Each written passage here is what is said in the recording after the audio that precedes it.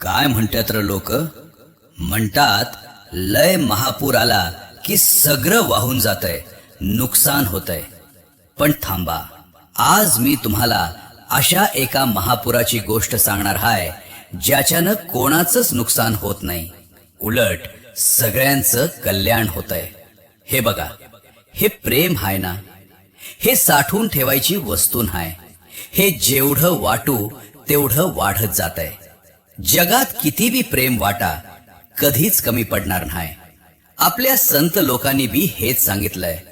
जेव्हा या प्रेमाचा महापूर येतो ना, तेव्हा मनातली सगळी वैर आकसाची घाण आणि द्वेषाचा कचरा हा पूर पार लांब वाहून नेतोय बघा.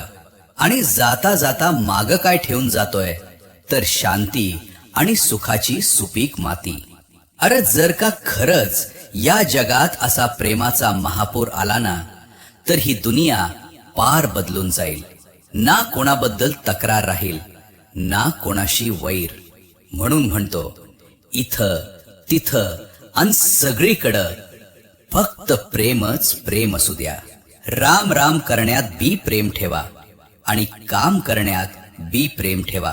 मग बघा कसं उत्तम अतिउत्तम होतंय सरळ. काय मग, आणायचा का आपल्या गावात प्रेमाचा पूर? वय तर मग शेअर करा हा व्हिडिओ आणि पसरवा प्रेम.